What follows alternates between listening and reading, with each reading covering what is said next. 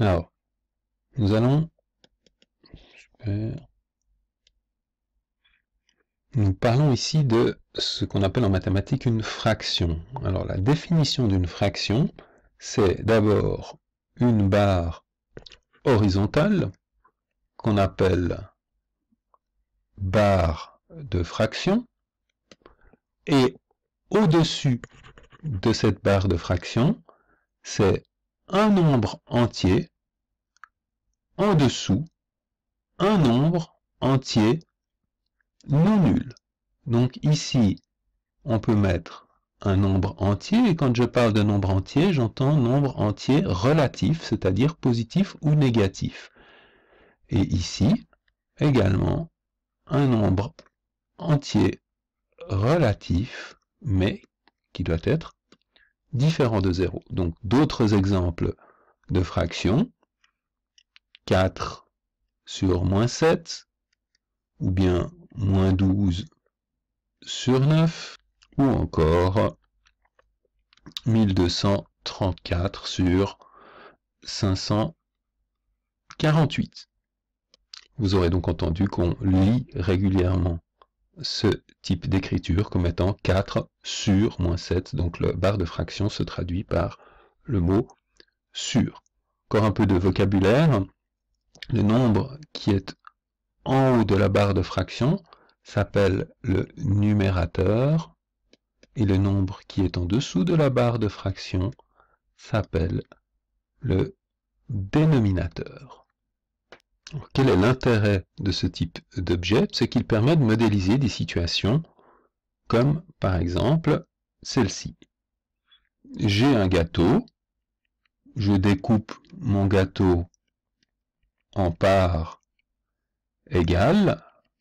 Par exemple, si j'ai 8 personnes, je peux découper ainsi 8 parts, 1, 2, 3, 4, 5, 6, 7, 8, et je peux considérer que je regarde uniquement cette part du tout. Eh bien, qu'est-ce que j'aurais ainsi? J'aurais bien une part considérée par rapport à un total de 8 parts. Bien sûr, si je considérais maintenant cette partie ici, alors j'aurais 3 parties du tout. Je peux montrer un autre exemple. Si je considère ce tout est lui-même composé en admettant que chacune des petites parties ici est identique de 1, 2, 3, 4, 5 fois 3, 15 parties. Donc si je ne considère par exemple que cette partie ici, j'ai une, pardon, il faut que j'écrive correctement, une des 15 parties. Si je considère ceci, j'aurai 6 des 15 parties. On se rend donc compte que le concept de fraction permet de représenter la partie d'un tout. Alors si je considère maintenant ce nouveau tout, eh bien je peux le séparer en un certain nombre de parties. Et si je considère, disons, cette partie-là, eh bien, je me rends compte que je suis en train de considérer les 4 16e d'un tout, puisqu'il y a 16 petites parties. Mon tout est constitué de 16 petites parties, toujours évidemment en faisant l'hypothèse que chacune des parties est identique, ce qui n'est pas tout à fait le cas ici sur le dessin, mais c'est un schéma qui représente la situation. Mais je peux également procéder différemment, soit de séparer mon même tout non plus en 16 parties, mais en 8 parties. Et maintenant, si je considère la même sous-partie, mais cette fois-ci, elle ne représente plus que les 2 huitièmes. Et bien sûr, je peux procéder encore différemment et me rendre compte que j'ai affaire cette fois-ci au 1/4 du tout, ce qu'on lira en français plus simplement 1/4 du tout. Ces 3 fractions représentent donc finalement la même partie d'un tout. On ne dit pas qu'elles sont égales, mais on dit qu'il s'agit de fractions qui sont équivalentes. pas égal, puisque nous avons défini une fraction comme étant un nombre, une barre de fraction, un autre nombre. Donc si je prends 2 n'est pas le même nombre que 4, 8 n'est pas le même nombre que 16. Donc la fraction qui est fabriquée avec le nombre 2, la barre de fraction et le nombre 8, n'est pas la même que la fraction qui est fabriquée avec le nombre 4, la barre de fraction et le nombre 16. Pourtant, ces deux fractions ont quelque chose de commun, qui est le fait qu'elles représentent la même quantité d'un tout, la même partie d'un tout.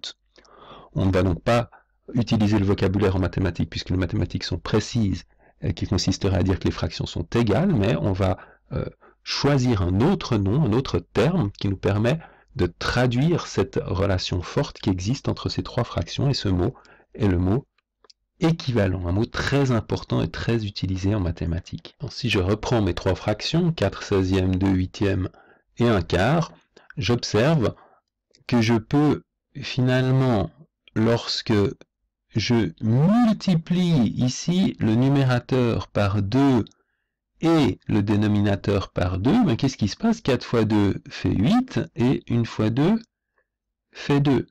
De la même façon, si ici je multiplie le numérateur par 2 et le dénominateur par 8, je tombe ici sur la fraction 4 16e.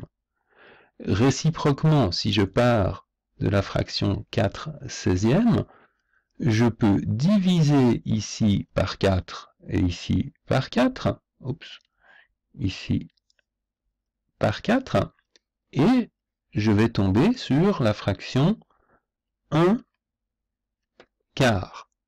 De la même façon ici, j'aurais pu directement multiplier la fraction 1 quart au numérateur et au dénominateur par 4, donc 1 fois 4, 4, 4 fois 4, 16. Ou ici, je peux également diviser non pas par 4, mais par 2, diviser par 2, j'obtiendrai 4 divisé par 2 me fait 2, et 16 divisé par 2 me fait 8. Mais je peux bien sûr continuer ce même principe, c'est-à-dire que je peux multiplier ici, par exemple, par 10, au numérateur et au dénominateur, et je vais obtenir cette fois-ci les 40 parts de tout qui en ferait 160. Cette action qui consiste dans une fraction à multiplier le numérateur et le dénominateur par un même nombre entier s'appelle l'action d'amplifier une fraction, alors que l'action qui consiste à diviser un nombre entier par une fraction par un même nombre entier au numérateur et au dénominateur s'appelle l'action de simplifier. On parlera d'amplification et de simplification. En l'écrivant, amplifier, c'est donc multiplier numérateur et dénominateur par un même nombre. Mais attention, il faut que ce nombre soit non nul. Pourquoi? Parce que bien sûr, si vous multipliez 4 16e, ou disons 1 quart par 0, vous allez obtenir 0 au numérateur, 0 au dénominateur, et 0 barre de fraction 0, 0 sur 0 n'est pas une fraction, puisque nous avons demandé que le dénominateur soit un nombre non nul.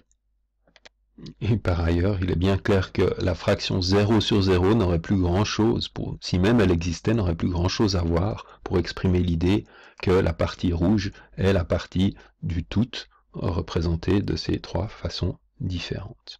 Donc c'est très important, l'amplification doit absolument se faire avec un nombre non nul. De la même façon, simplifier,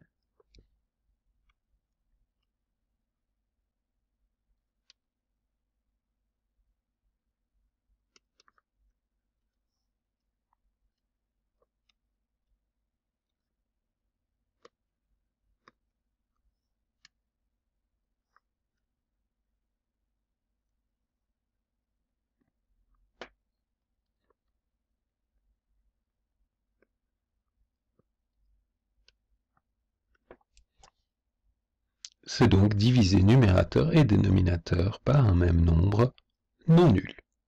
Dernier mot de vocabulaire pour cette introduction aux fractions.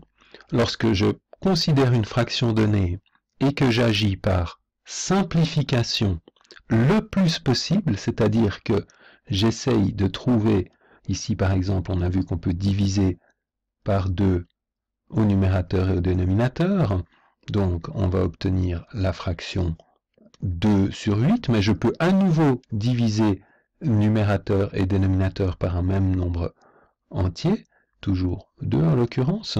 Je divise par 2, j'obtiens la fraction 1 quart, mais 1 quart, je ne peux plus maintenant diviser 1 et 4 par un même entier, pour obtenir bien sûr toujours une fraction, c'est-à-dire un objet constitué d'entiers au numérateur et au dénominateur, et je dis alors que cette fraction s'appelle une fraction irréductible. Cette action de simplifier, finalement, on peut également dire qu'on est en train de réduire la fraction.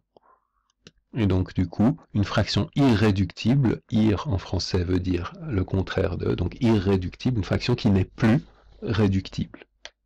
Si je considère la fraction 70 sur 30, je peux procéder par simplification successive.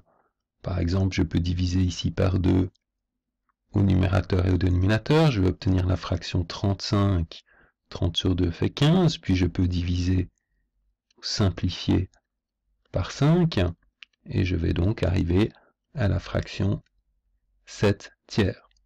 Je peux aussi directement diviser par 10 au numérateur et au dénominateur pour arriver directement à la fraction 7 tiers, 7 tiers étant bien sûr irréductible puisque je n'ai plus de diviseur commun entre 7 et tiers. Donc rendre les fractions irréductibles, c'est une action extrêmement importante et utile en mathématiques qu'il s'agit de maîtriser. Voilà, fin de cette petite vidéo de présentation de la notion de fonction.